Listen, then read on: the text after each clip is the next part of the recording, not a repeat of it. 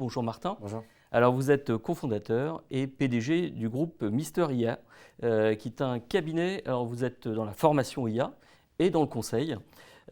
Historiquement, vous étiez né dans le secteur de l'immobilier, sur le conseil immobilier, l'innovation dans l'immobilier.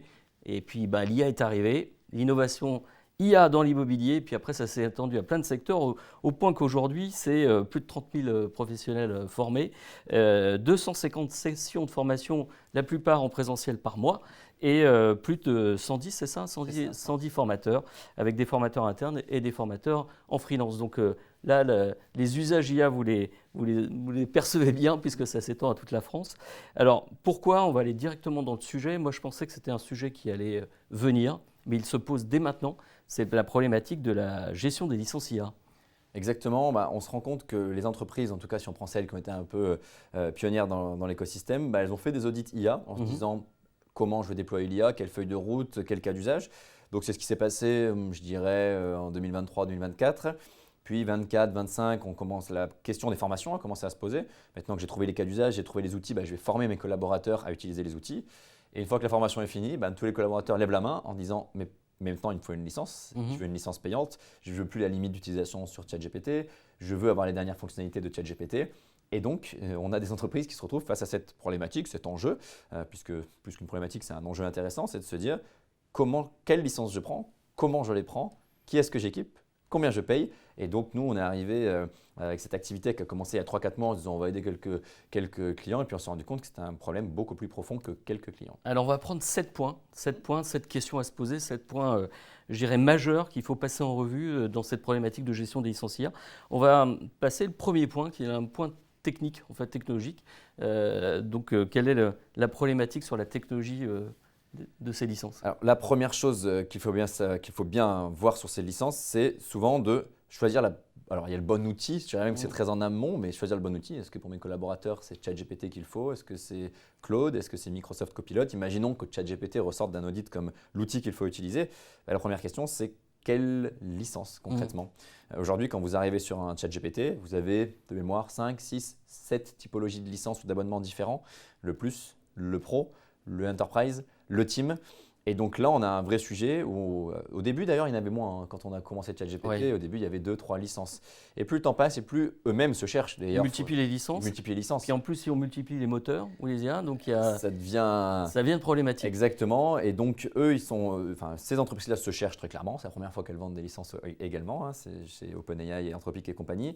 Donc, elles ont créé plein d'abonnements. Et la première chose, le premier point technique, c'est de se dire quelle licence je vais mettre dans les mains de mes collaborateurs. Et le premier besoin, c'est de l'information. En fait, on n'est pas forcément très informé. Il faut aller chercher un peu l'info, c'est ça le sujet. Exactement. Et donc, nous, ce qu'on conseille vraiment, on le voit, des entreprises qui nous disent j'ai ces 7-8 typologies de licences, qu'est-ce que je fais? Nous, ce qu'on conseille vraiment, en effet, c'est de s'informer. C'est de creuser un petit peu chaque licence, quelles fonctionnalités se cachent derrière chaque licence. Est-ce que, très concrètement, je peux mettre des documents sur la Plus ou sur la Max? Est-ce que je peux envoyer 10 chats par jour sur la Plus alors que je peux en envoyer 100 sur la Max? Est-ce que la Plus, je dis… voilà. Ce sont des exemples. Exactement. Est-ce que l'entreprise… Pourquoi elle me coûte 50 € par mois à l'entreprise alors que la business, elle me coûte 30 et quelques? Est-ce qu'il y a des analytics sur l'entreprise? Oui, sur ChatGPT, pas sur la team. Donc, c'est toutes ces questions-là qu'il faut se poser. Regardez les fonctionnalités, les modèles auxquels vous avez accès en fonction des licences et la sécurité des données en fonction des licences, puisque c'est aussi un point qui diffère beaucoup sur un même outil entre différentes licences. Alors, vous m'avez dit en plus, des fois, les noms ne sont pas très clairs. Il y a un naming qui peut être pas clair du tout. Apporter de la confusion en plus. Pas clair du tout. Le réflexe serait de se dire tiens, je vais sur une licence pro parce que je suis en pro. Non, la licence pro de ChatGPT, ne la prenez pas. Elle est à 200 € par mois. Alors prenez-la en tant que particulier si vous voulez la tester, c'est très bien. Ce n'est pas du tout une licence pour le monde pro. C'est une licence pour le monde particulier, mais elle s'appelle pro. D'accord. Donc il faut faire attention. Il faut faire attention. Et vous avez des exemples en tête d'entreprises qui ont fait des mauvais choix, c'est-à-dire justement par manque d'informations, qu'on fait des mauvais choix ou qu'on peut prendre des licences et qui se retrouvent avec autre chose. Complètement. Ou qui sont dans la gabegie complète de licences et de coûts de licence. On a 2 cas. On a des entreprises qui se sont dit je ne fais pas de choix de licence, je mets tout en gratuit. Et on a des clients qui se sont retrouvés face à des problématiques de données. Parce que quand vous êtes sur du gratuit, ils se sont rendus compte quelques mois après qu'OpenAI entraînait tous ces modèles avec ce qui était mis sur les licences gratuites. Parce que la gratuite reste une licence. Licence ne veut pas forcément dire payante. Donc, ça, c'était un problème qu'on a eu chez plusieurs clients. Autre point qu'on a vu, c'est des clients qui prenaient des licences plus sur ChatGPT pour tous leurs collaborateurs. Parce qu'ils se sont dit, il y a la gratuite, elle n'est pas sécurisée. J'ai entendu dire que la licence payante était sécurisée, ce qui est en partie vrai.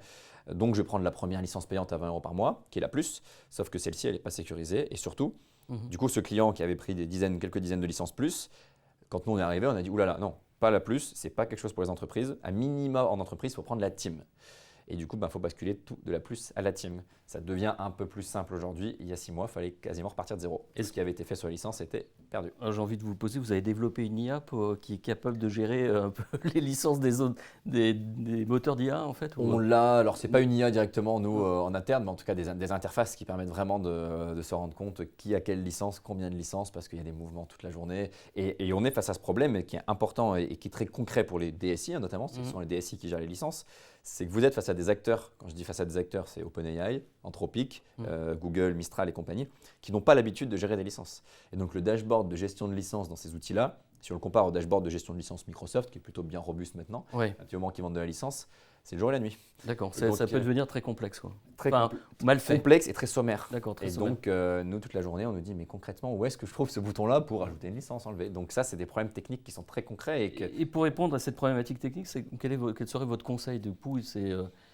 Vous allez me dire, c'est de faire appel à moi. Non, mais pareil, il y a plein de ressources gratuites qui existent. En tout cas, à minima, s'informer, vous l'avez bien dit, c'est très vrai, c'est s'informer, je dirais, on parle de stock et de flux. En termes de stock, sur ce qui existe aujourd'hui, il faut s'informer sur les différentes licences, sur comment les implémenter, etc. Et faire de la veille pour le problème de flux.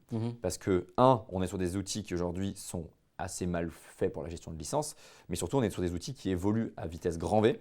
Aujourd'hui, ce qui se passe dans l'IA, c'est x10 ou x20 par rapport à la vitesse de développement à l'époque d'un outil. La vérité d'aujourd'hui n'est pas forcément celle de demain, exactement. C'est pas celle d'hier. Et donc la partie dynamique et veille, elle est primordiale. Donc moi, je dirais, suivez des contenus gratuits, vous en faites un peu, on en fait chez Mysteria, plein de contenus gratuits, il y a plein de choses, pour vous informer vraiment sur les bonnes licences. Et avant de prendre la licence, regardez bien quelle est la licence que j'ai prise, pourquoi j'ai pris celle-ci, combien je vais pouvoir mettre de documents dessus, est-ce que c'est sécurisé. C'est vraiment les quelques points très concrets sur lesquels il va falloir vous pencher avant de prendre la moindre licence d'outil d'IA. Alors, deuxième point, vous dites qu'il faut faire attention au paramétrage, et notamment sur les outils gratuits, les licences gratuites. Exactement. Ouais. Et alors, moi, je partirais plutôt sur la payante. La gratuite, j'ai envie de dire, si vous êtes une entreprise, fuyez-la. Fuyez-la parce qu'elle n'est pas sécurisée du tout. Okay. Donc, fuyez-la, sauf Copilot.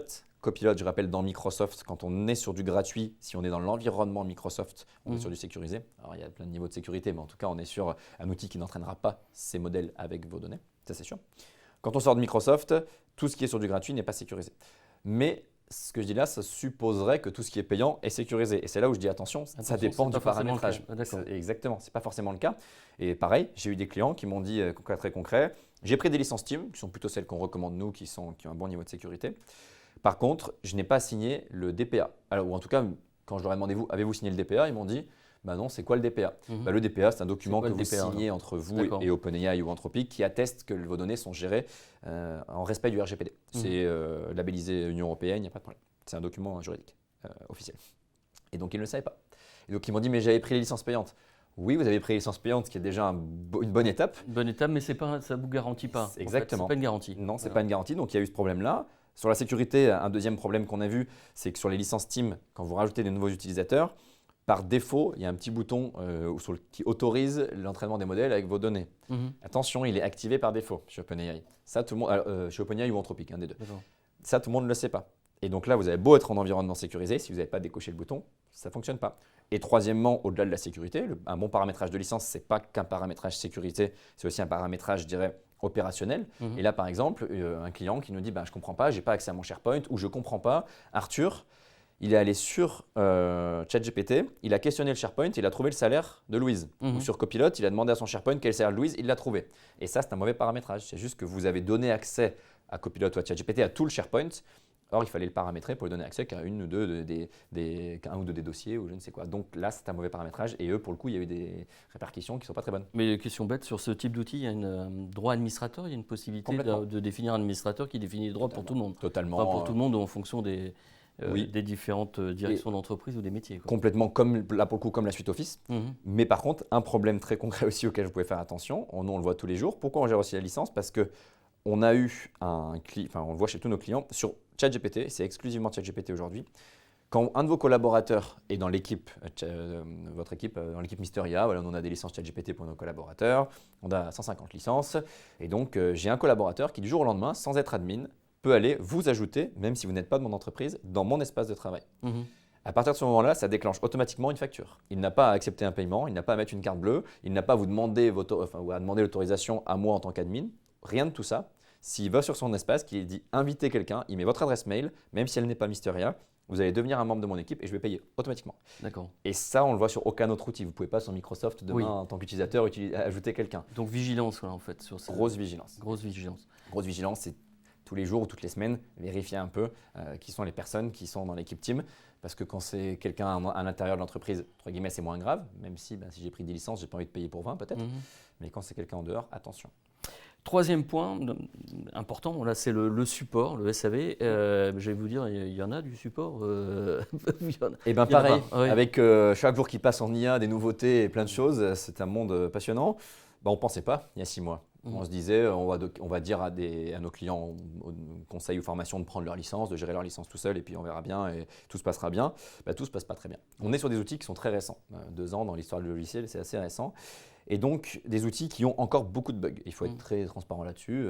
ChatGPT, parfois le modèle ne marche pas, parfois vous ne pouvez pas mettre de documents dessus, vous n'arrivez pas à vous connecter, etc. Et je peux vous en lister comme ça des dizaines et des dizaines. Ça va se résorber au fur et à mesure. Aujourd'hui, la suite Office, par exemple, n'a quasiment plus de bugs ou très peu. Je n'ai pas vécu l'arrivée de la suite Office, mais de ce que j'en entends, c'était un peu la même chose. Il y avait plein de petits problèmes il y avait beaucoup de bugs, et plein d'erreurs. Et donc, je me suis retrouvé face à des DSI qui m'ont dit Martin, on vient de mettre 30 licences ChatGPT ou Claude, comme tu nous l'as conseillé. Comment je gère parce qu'on a mis ça vendredi et que lundi matin, j'ai 15 mails dans ma boîte mail. Et que le mardi, j'en ai 15 nouveaux et le mercredi, 15 nouveaux. Et ce, sur des problématiques que moi-même, je ne connais pas sur ChatGPT puisqu'elles sont nouvelles. Et donc, en effet, un besoin de service après-vente qui est très, très fort. Et donc, en fait, il y a des releases permanentes et avec des changements sans doute aussi parler de paramétrage ou de fonctionnalités qui font que le changement. Alors du coup, comment faire? C'est-à-dire que là encore, c'est de la vigilance. Là, c'est de la vigilance. C'est peut-être participer à des groupes entre DSI, sur des forums, des choses comme ça, où les personnes parlent beaucoup de ces problématiques-là. Ça permet d'en découvrir quelques-unes. Sinon, j'ai envie de dire, ça va vous faire perdre du temps et vous allez devoir passer du temps là-dessus. La suite Office, on s'y est habitué. Au début, on a perdu beaucoup de temps à apprendre à l'utiliser. Là, chaque DSI, si on part de ce principe-là, va devoir accepter d'investir du temps sur ces sujets-là parce qu'au début, soit je délègue mon service après-vente, une chose que nous on fait, mais si je veux le faire en interne, il va falloir que je comprenne tous les petits bugs de ChatGPT, que je fasse un peu de veille tout seul. Et donc, il n'y a pas de miracle, je dirais, si ce n'est mettre le nez un peu dans les outils, comprendre pourquoi des fois je ne peux pas mettre de documents sur ChatGPT alors que hier je pouvais mettre le même, parce qu'il y a des raisons derrière. Il y a des fois des bugs qu'on n'arrive pas à comprendre, mais la plupart du temps, il y a une petite raison. Et donc, c'est vraiment là, pour le coup, je dirais comprendre en profondeur l'outil pour être sûr de pouvoir répondre à ce SAV qui, quand j'ai mis 10 licences, peut être un peu gérable. Quand j'en mets 50 ou 100 ou 300 licences, ça devient une usine à gaz. Et en fait, il y a régulièrement des comparatifs et puis on voit que c'est évolutif de performance ou d'hallucination, même de nombre d'erreurs des moteurs d'IA Gen. Est-ce qu'il existe la même chose de mesure un peu de qualité de support justement là-dessus ou de qualité de service en fait c'est des indicateurs qui n'existent pas pour le moment, si? Non, pour l'instant pas trop. Pour l'instant pas trop. C'est un peu fait à la main, je dirais. Nous on le fait à la main, on invente des choses et on fait un peu à la main pour des clients par exemple. Mais sinon, ça n'existe pas encore. C'est tellement nouveau. Et le gros problème qu'on a, c'est qu'on pourrait se dire le SAV il est géré par OpenAI. Oubliez d'appeler OpenAI ou d'envoyer un mail à OpenAI.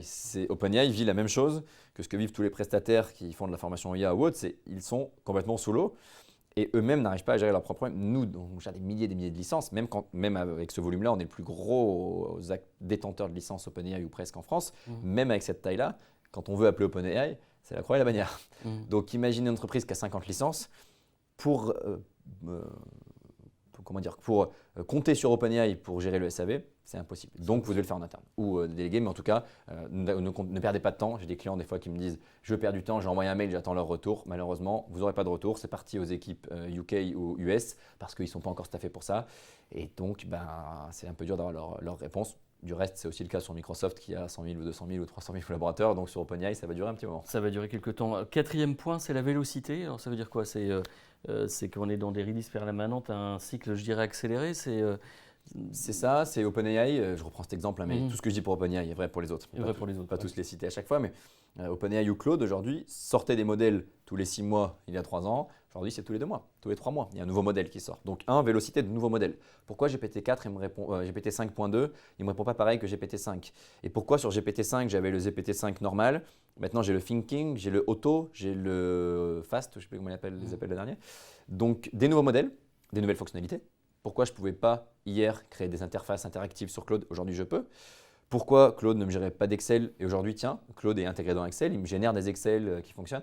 Donc, des nouveaux modèles, des nouvelles fonctionnalités, des nouvelles intégrations. Je peux désormais, par exemple, interroger mon Salesforce ou mon HubSpot, donc mon CRM, via des outils comme ça. Je ne pouvais pas le faire il y a 3 mois. Et ça, on pourrait se dire, c'est pas grave si le collaborateur ne connaît pas toutes les dernières fonctionnalités. Et c'est vrai, moi, Outlook, je ne connais pas toutes les dernières fonctionnalités. La grosse différence avec les outils d'IA, c'est qu'ils apparaissent sur votre chatbot. Outlook, les dernières fonctionnalités, elles apparaissent pas très bien ou elles sont un peu cachées et si je les cherche pas, je les trouve pas. Sur ChatGPT, du jour au lendemain, vous avez 5.2 qui apparaît alors qu'hier c'était 5. Et vous avez le bouton HubSpot qui apparaît alors qu'hier vous n'avez rien. Donc ça soulève beaucoup de questions et là aussi les collaborateurs, il faut absolument selon nous faire une petite veille pour le collaborateur. Je ne pense pas qu'il faut que tous les collaborateurs soient experts de tous ces sujets, mais faire une petite veille pour qu'ils comprennent tous les mois ou tous les trimestres pourquoi il y a eu ces 3 grandes nouveautés sur l'outil. C'est déjà pas mal, c'est déjà très concret pour eux et ça les aidera. Vous venez d'aider un peu des groupes collaboratifs sur ces sujets, notamment sur par moteur ou par.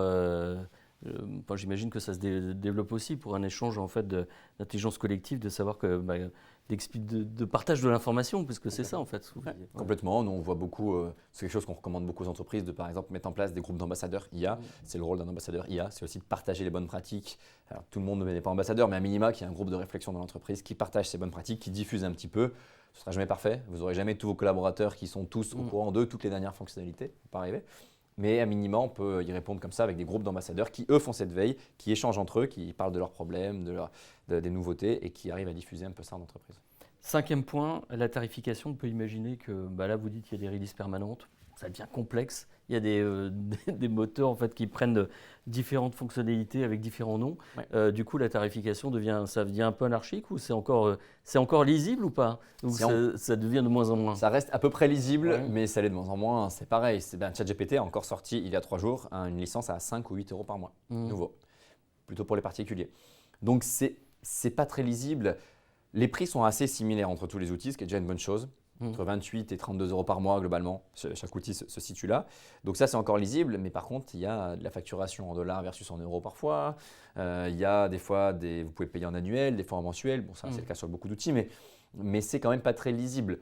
En revanche, nous, ce sur quoi peut-être je veux rassurer aussi les équipes qui gèrent ça, c'est que beaucoup nous disent, mais comme il y a de plus en plus de fonctionnalités, comme c'est de plus en plus intégré, etc., ça va coûter de plus en plus cher. Je n'ai pas ma boule de cristal, mais moi, je ne pense pas. Je ne pense pas aujourd'hui que la licence ChatGPT pour les entreprises passe de 28 à, en tout cas, Parce que la tentation est grande de verrouiller l'utilisateur. C'est-à-dire, une fois que vous avez commencé à créer je dirais, des habitudes de fonctionnement auprès d'un outil, vous avez de nouvelles fonctionnalités et puis vous avez une tendance à augmenter les tarifs, nécessairement. Oui, quoi. Oui, même si, moi je dis tout le temps, sur Microsoft, on ne l'a pas tant vu que ça. Aujourd'hui, j'ai vu qu'encore une entreprise récemment qui me disait que c'était des milliers et des milliers de collaborateurs et ça lui coûtait 15 euros par mois ou 10 euros par mois par collaborateur. Moi, ça me coûte 18. En tout cas, il y a un écart type qui n'est pas énorme. On est resté entre 10 et 20 euros par mois. Pour le moment, ce n'est pas le cas. Après, on pourra voir si jamais il y a une rationalisation, une consolidation du marché et un acteur qui devient hégémonique et qui se fait racheter par un Broadcom, par exemple. Peut-être. Mais en tout cas, on ne l'a pas vu sur la suite Office, ou très peu. Quelqu'un m'a dit récemment, ça a doublé en 25 ans. Oui, qu'a fait l'inflation à côté en 25 ans. Donc, oui, ça a peut-être doublé en 25 ans, quoique je ne suis même pas sûr. Est-ce que ChatGPT va doubler sur les 25 prochaines années? Peut-être. En tout cas, à court terme, on ne le voit pas trop. Et il y a même des contre-exemples. La licence entreprise était à 50 euros par mois. Aujourd'hui, vous appelez OpenAI, vous l'avez à 38. D'accord. N'importe qui. Donc, quasiment n'importe qui. Donc, je pense plutôt que pendant les prochaines années, ce qu'ils veulent, c'est inonder le marché. Tous autant qu'ils sont, même Mistral. Donc, c'est plutôt des prix qui ne vont pas trop bouger pendant les 5-10 prochaines années. Je suis à peu près sûr. Le 6e point, c'était l'interface client ou l'interface gestionnaire. C'est quoi? C'est des interfaces qui, en fonction des outils, ne sont pas les mêmes, qui ne sont pas forcément adaptées. C'est ça. Elles sont sommaires, ces interfaces-là. C'est un peu le problème, c'est que vous ne pouvez pas faire beaucoup de choses. Je reprends l'exemple sur Claude Team ou ChatGPT Team, qui sont les licences les plus déployées en entreprise. Vous n'avez pas d'analytics, par exemple. Vous ne pouvez pas savoir si Arthur il a prompté 3 fois ou 8 fois. Il faut aller sur la licence entreprise côté ChatGPT et côté Claude, ce n'est pas très clair. Donc, elles sont assez sommaires, ces interfaces de gestion. Pour l'instant, on a écho d'améliorations qui arrivent sur les deux outils d'ici quelques mois. Donc ça devrait s'améliorer. Mais pour l'instant, là pour le coup, je n'ai pas de solution malheureusement. Ce que je peux vous dire par contre, c'est ne cherchez pas une solution si vous voulez avoir une interface plus sympa. Ça n'existe pas pour l'instant. Si ce n'est là aussi faire développer quelque chose sur mesure ou autre, mais nous on ne le conseille pas. Attendons. Attendez, partez du principe qu'au début, vous allez déployer l'IA. Vous aurez peu d'informations. C'est ce qu'on dit tout le temps à nos clients. C'est comme ça. Il y a d'autres manières de vérifier ce que font les collaborateurs sur l'IA. Mais en termes de chiffres purs, vous aurez peu de choses. Il faut s'y habituer et attendons 3-4 mois, ça va se débloquer. 7e point, pas des moindres, vous dites le risque aussi, c'est l'empilage d'outils. On risque d'avoir, je ne sais pas vous qui allez utiliser un outil en fonction de votre métier, d'autres qui vont demander un autre type d'outil, plus des solutions un peu intégrées à d'autres suites logicielles, des ERP, vous parlez des suites Office de bureautique. En fait, on va avoir des moteurs d'IA qui vont se développer un peu dans tous les sens et on risque d'avoir un empilage de solutions, des fois qui vont se recouper en fait en termes d'usage. Alors, c'est un risque identifié là, qui commence à pointer de son nez ou, Complètement. Ah oui. Complètement. Le risque d'avoir plein d'IA. Il y a plusieurs manières d'y répondre. Il y a la réponse, j'utilise des outils qui ont une seule interface et qui sont branchés à toutes les IA. Il en existe plein, Dust et tant d'autres. Nous, on n'est pas très à l'aise avec ça. Exemple très concret chez un client. Le client me dit c'est super, j'ai pris Dust qui est branché, ou un autre outil, Dust en l'occurrence c'est un français qui est très fort, mais Perplexity, Perplexity. J'ai mis Perplexity chez mes collaborateurs. C'est super, ils ont accès à l'IAMA, à GPT 5.2, à Claude 4.5 et à tous les modèles. Il m'a dit j'ai un problème, c'est que tous les jours, il me demande à quoi correspond quel modèle pour faire quoi. Et penser que demain, les collaborateurs, et je ne parle pas du développeur informatique chez Amazon, je parle du collaborateur français moyen que je suis, qui représente la grosse majorité des entreprises françaises. Je peux vous le dire, je le vis. Moi, on ne sait pas quelle est la différence. C'est impossible. On a le choix. Alors, soit ils décident pour nous, soit on a le choix, mais sur quels critères? Exactement. Et déjà, nous on le voit en entreprise. Maîtriser un modèle d'IA sur 10, 15 cas d'usage, c'est déjà dur. C'est normal, ça va prendre du temps. Donc, leur dire que la solution, c'est donner accès à tous les modèles, j'y crois pas. Moi, j'y crois pas. Et on a très peu, hormis encore une fois quelques boîtes tech qui y arrivent bien parce que des profils très tech, mais nous en interne, on a des profils qui connaissent très bien l'IA. On a enlevé pour nos collaborateurs, on a enlevé ça directement. Donc, ça, c'est très dur. Donc, ce n'est pas la solution. À l'inverse, se dire je prends une licence ChatGPT, une Claude, une Gamma, une Nuta, une je sais quoi pour mes collaborateurs. Personne ne le fait. Ça coûterait 200 € par mois ou 300 € par mois par collaborateur. C'est trop gros. Donc, nous, notre recommandation là-dessus, c'est de se dire deux choses vont cohabiter. Des outils horizontaux, des outils verticaux. Les outils horizontaux, c'est que vous allez outiller tous vos collaborateurs, soit de ChatGPT, soit de Claude, soit de Copilot. Mais ça va être un outil généraliste, comme l'est la suite Office. Du reste, ça n'empêche pas de faire des cas métiers. Mais vous aurez un outil généraliste qui sera l'un de ces 3 ou 4 avec Mistral outils. Vous en choisissez un. Vous le mettez à tout le monde et vous leur apprenez à faire des cas d'usage très métiers dessus. Et ça, on peut le faire tous les jours. Moi, j'ai des notaires qui me disent gagner 2 heures par jour avec Claude et j'ai des experts comptables ou des bailleurs sociaux qui me disent gagner aussi 2 heures par jour avec Claude. Les métiers sont 100% différents, donc tout le monde peut le faire. Vous êtes pro Claude quand même, non Claude est un outil qu'on déploie beaucoup, très B2B, très B2B Claude, un peu plus que ChatGPT. Et donc, un outil généraliste, je dirais, un chatbot horizontal pour tout le monde. Et ensuite, quelques outillages verticaux. Par exemple, mes équipes sales chez nous, elles ont tous une licence Nuta, qui est un outil de compte-rendu de réunion. Eux passent leur journée en visio, donc on a pris une dizaine de licences Nuta. À l'inverse, j'ai une équipe com qui fait beaucoup de visuels. Eux, ils ont 2-3 licences Nano Banana, par exemple, Gemini, qui est très fort là-dessus. Et ça, il n'y a qu'eux qui les ont. Les licences Nuta, il n'y a qu'eux qui les ont. Et j'ai une équipe qui fait des slides. Les licences Gamma, il n'y a qu'eux qui les ont. Donc, on va quand même dans ce monde où je pense qu'il faut commencer à imaginer que vos collaborateurs seront outillés à hauteur de 50 € par mois par collaborateur. Et le 50 €, il sera un outil horizontal et un outil vertical. Si je caricature un peu, mais ça ressemble de plus en plus à ça. On pourra faire un autre sujet sur la multiplication des agents IA bientôt, qui sera un autre, qui vont arriver très fort. En tout cas, merci pour cet éclairage. On rappelle un peu les points. Il y avait l'aspect technique, l'aspect paramétrage, l'aspect support qui n'existe pratiquement pas, l'aspect vélocité. En fait, on est dans des cycles d'innovation permanentes et régulières. La tarification qui peut être plus ou moins claire, même si elle est claire aujourd'hui. Est-ce qu'on aura une tendance à avoir les tarifs augmentés? L'interface client, l'expérience utilisateur ou l'expérience même administrateur. Et le dernier point, c'est l'empilage d'outils. Donc vraiment une recommandation de faire attention. Et en effet, vous venez de donner la réponse. Si vous souhaitez en savoir plus sur Mister IA, il y aura un petit QR code, là, le petit QR code qui s'affiche. Je vous invite à cliquer dessus. Et puis Martin, on se donne rendez-vous pour une prochaine masterclass, parce que là, vous avez quand même une vision assez large des projets IA à travers la France, voire même des plans de développement à l'international Oui, on forme dans 9 pays déjà. Dans 9 pays Et déjà. On n'a pas encore de bureau, pour l'instant que Paris et Lyon en bureau, mais comme on en forme dans 9 pays, je pense qu'on devrait bientôt Très bien, donc rendez-vous sur une prochaine masterclass et un prochain workshop aussi à Paris et en région. Merci à vous Martin. Merci. Nous on passe à la suite de cette session Masterclass IA.